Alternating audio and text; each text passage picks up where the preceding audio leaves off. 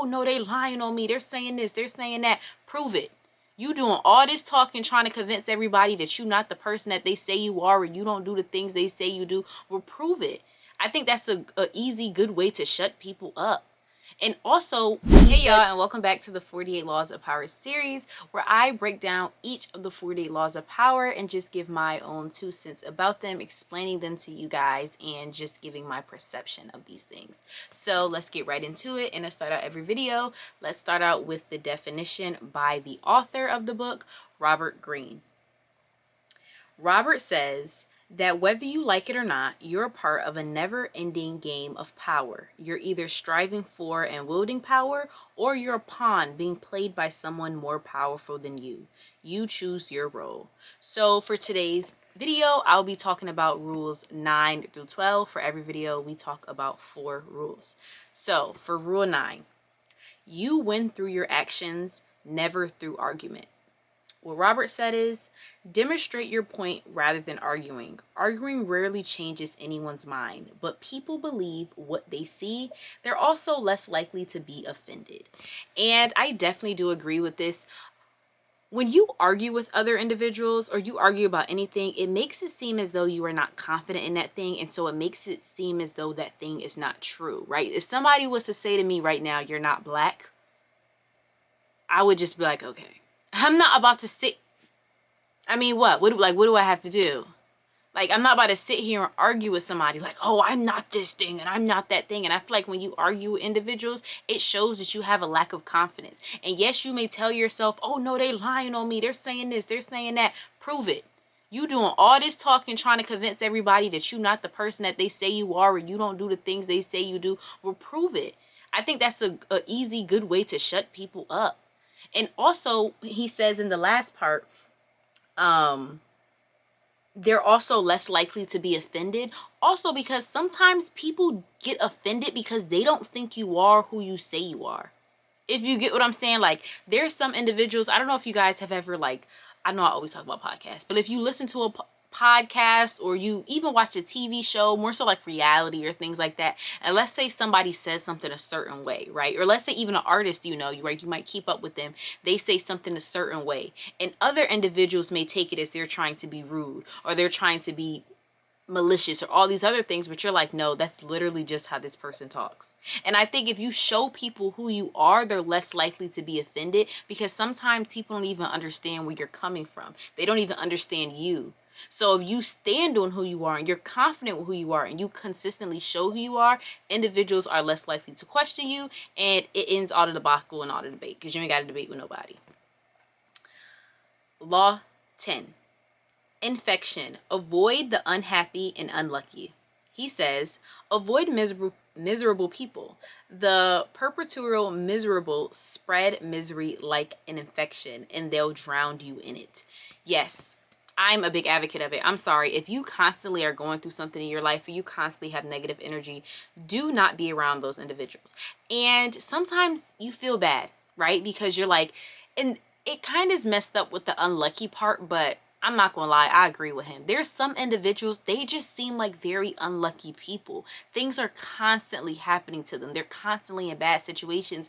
And whether you believe in karma, whether you believe in God, luck, whatever the case may be, I'm sorry, I don't want to be a part of that. And maybe that makes me sound like a messed up individual, but at the same time, you have to understand that once you start hanging around individuals and once you start being around individuals, you become part of their circle. And if somebody has a circle of unluck and unhappy and all that other stuff, you become part of that. So I definitely do agree with that.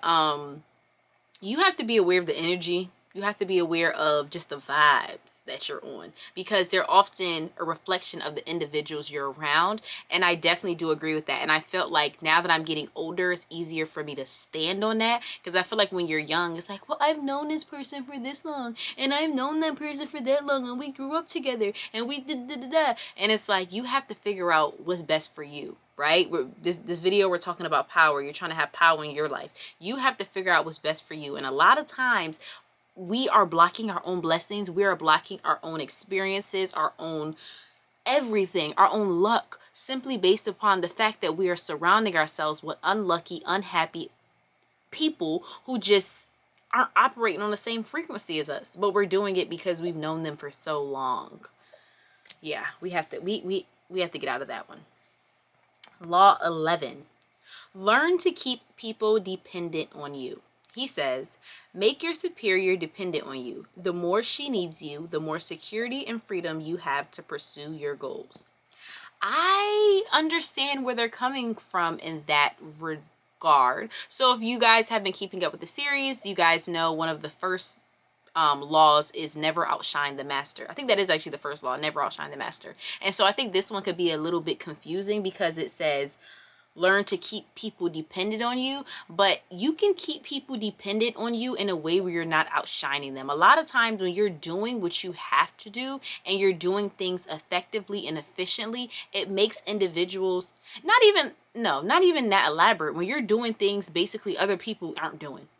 Right? When you're doing things that your coworkers aren't, more so on a coworker type level, right? Like I said, you're not trying to outshine your superior, but when you're doing things that your coworkers aren't doing, or you're more efficient, or you're faster at doing things, or you're better at handling things, you make individuals dependent upon you. And I think especially when it comes into, you know, the corporate world and things like that, I think that is kind of important to understand because those are the people that get, you know, hired to higher positions. Those are the people when it's time to doing the firing and the company is like, we need to lay off people. They're like, we could lay off everybody but you. They don't want to lay you off because they know that you do your job so well. They know that you get what I'm saying? You get the job done. And I feel like getting into the workforce and getting into doing things, I feel like that's the difference between doing your job and doing your job efficiently. A lot of people can do your job. You get what I'm saying? I think that's also when sometimes you have to look at the people around you and see how are they doing the job. And maybe this sounds messed up, but figure out how to do the job better than them. Like if we really want to, like we said, life is a game. And if you're in the status quo of you're doing the same thing as everybody else, the same way everybody else at your job is doing it, then yes, when it's time to do layoffs, you're going to be a dime a dozen. And you might get fired and you might not. But if you want to be one of those people that you know your boss would never fire you, you want to be one of those people that you know if you ask for a vacation, your boss going to give it to you because it's just like they need you that much. They don't even want to rub you wrong. You need to first analyze what is everybody else doing. Okay, how can I be more efficient? How can I make myself a better asset, essentially, more valuable than all these other individuals that have the same title as me? So I think that is something imperative to learn how to do. And the last one, Law 12, use selective honesty and generosity to disarm your victim. Use honesty and generosity to disarm and distract others from your schemes. Even the most suspicious people respond to acts of kindness, leaving them vulnerable to manipulation. So this is one of the ones where it's like, it is true, but I don't think I've ever used this before. But yes, this is one of the more manipulative kind of ones. But it definitely is true, right? The nicer an individual is, the more wholesome an individual seems. Those are the people that when they do things, people are flabbergasted, right? Not her, not him. Right? And I think there's a two-way street when you're looking at this. One, I mean, it can be used for yourself. You can use it yourself. But also, two, I think it's always, and it kind of sounds messed up, but it's always imperative to stay on guard. I feel like sometimes when people do nice things, you know, at work settings, and when people do nice things and, you know, just different kinds of more like group settings or not even group settings, when people do nice things for you in general. It's very, even in relationships, let's talk about that. There's something called love bombing, where individuals inside of relationships, soon as they get into the relationship, they do like really, really, really nice things for you, and they really get you to like them, and they really are very generous and very kind, and so that gets you in. I made a whole video about this, so I'm really into it, but they get you in, and then that's when they kind of show you their true colors, and it's hard for you to leave because now you have this attachment to them, even though they are treating you wrong, even though they are disrespecting you, all these other things, because they led with kindness. So I definitely can see how individuals use that. And I think it's also about being aware about who somebody is and paying attention to who the person is and not what they do for you. And also look at what they do for others, and also look at the kind of person they are, because sometimes you can notice that like you're not really like this. Like sometimes there's some people you're like, you're not really like this, and you can tell they're trying to do things in a way where it's like to get on your good side, or they're doing things in a way to be extra kind, and those are the people you actually have to be wary of, because you could just notice, but you also have to step back and step outside of yourself and just pay attention to them and notice them, and not always think of you in context of them as well. Like, don't think about always how somebody treats you. Look at how somebody is, because that's how people are easily manipulate you. They treat you good, they talk to you good, they do all these things, and then you're not even noticing that they talk to the janitor rude. You're not even noticing they talk to the waitress rude. You're not even noticing they talk to, you know, their friends rude, because to you it doesn't matter, because they treat you good, right? And then when they treat you the same way eventually they treat everybody else, you're so flabbergasted and you're just so, oh my gosh, where did this come from? It was always been there, you just didn't notice it because it wasn't happening to you. So I guess that can be used. Not I guess, it can be used either way. It can be used for you, right? I mean, listen, these are all up into interpretation. But I guess you can use it as well, right? If you're trying to get something out of a situation. And you know what? It doesn't always have to be, manipulation. I've said it before.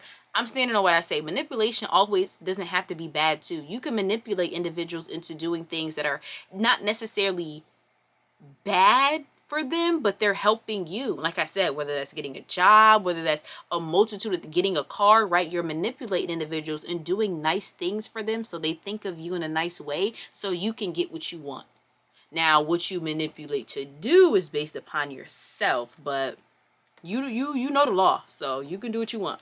Thank y'all for watching. Don't forget to like, comment, and subscribe. Tell me if y'all learned anything new from the video. Are these any things that you guys are going to use, or you have experienced inside of your life before, or you've seen done to anyone else before? Comment those things below.